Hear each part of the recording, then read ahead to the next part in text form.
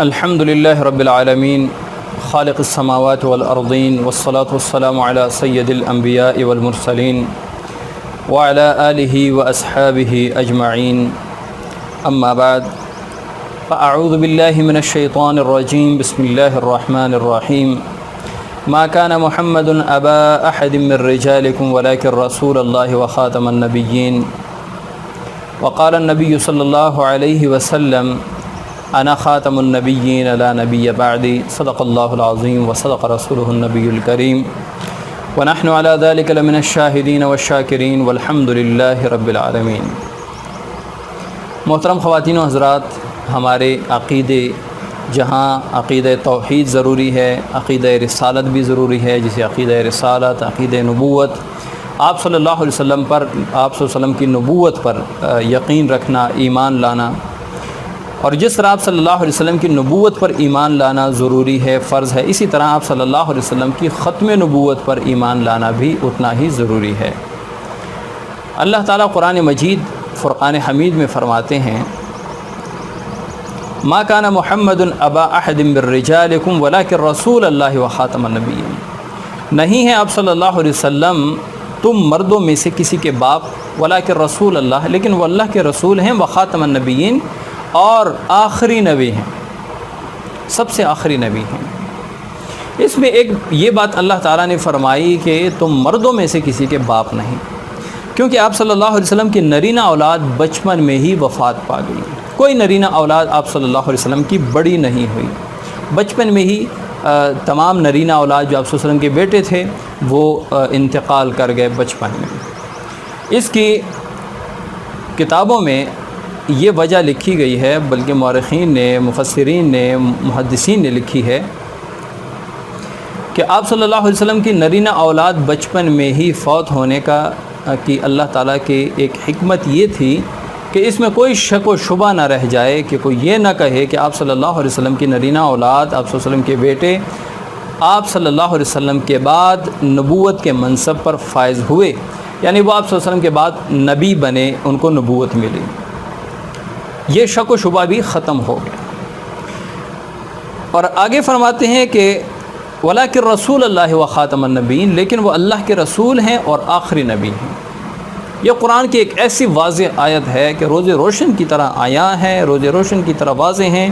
آفتاب نیمروز کی طرح روشن، ایک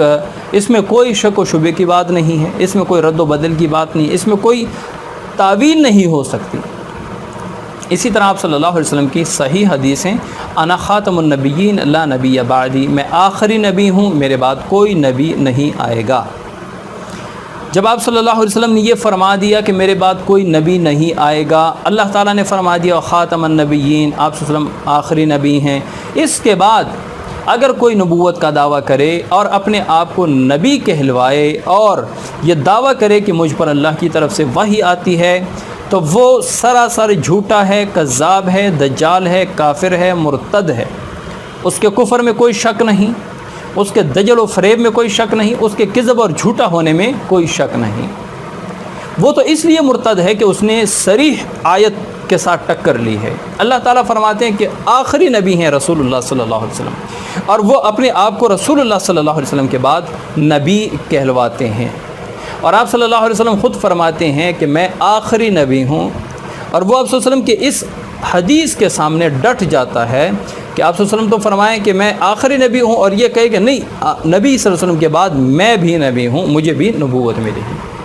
اور اس میں کئی قسم کی تعویلیں کریں۔ بھائی کوئی تعویل کی ضرورت نہیں، کوئی گنجائش کی نہیں ضرورت نہیں، نہ کوئی ذلی نبی، نہ کوئی بروزی نبی کی گنجائش ہے کسی قسم کی۔ جس طرح اسلام کے بعد کوئی مذہب نہیں آ سکتا قیامت تک، جس طرح قرآن مجید کے بعد کوئی آسمانی کتاب نہیں آئی اور نہ آ سکے گی، نہ آ سکتی ہے، اسی طرح رسول اللہ صلی اللہ علیہ وسلم کے بعد نہ کوئی نبی آیا ہے، نہ آ سکے گا۔ ایسا نبی جو نئی کتاب، نئی شریعت کے ساتھ اللہ تعالیٰ اس پر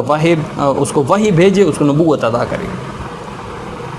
ایسا کوئی نبی نہیں آئے گا۔ اگر کوئی ایسا دعویٰ کرتا ہے عیسیٰ علیہ السلام کے علاوہ، کیونکہ وہ نہ نئے نبی ہوں گے اور نہ ان کو نئی شریعت ملے گی، نہ ان کو نئی کتاب ملے گی، نہ وہ عیسائیت کی تبلیغ کریں گے، بلکہ وہ آپ صلی اللہ علیہ وسلم کی دین اور شریعت کی تبلیغ فرمائیں گے اور قرآن مجید کی تبلیغ فرمائیں گے۔ یہ جو جھوٹے مدعیان نبوت ہے، جو اپنے آپ کو نبی کہتے ہیں، یہ قرآن کی اس آیت سے ٹکر لے رہے ہیں، یہ آپ صلی اللہ علیہ وسلم کی احادیث مبارکہ سے ٹکر لے رہے ہیں۔ اچھا، جس شخص نے دعوی نبوت کیا وہ تو واضح طور پر کافر ہے، اس کے کفر اور دجل اور ارتداد میں کوئی شک نہیں، لیکن وہ شخص بھی دائرہ اسلام سے خارج ہو جاتا ہے جو کہتا ہے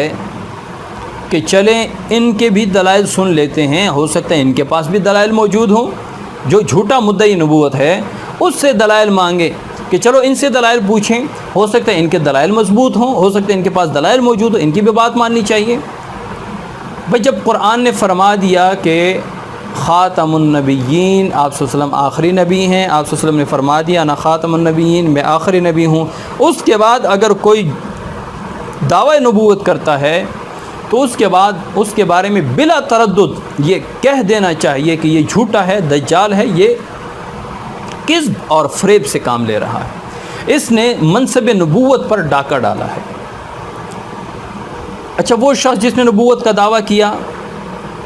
وہ تو اس لیے کافر ہوا، وہ تو اس لیے مرتد ہوا کہ اس نے قرآن کے ساتھ ٹکر لی۔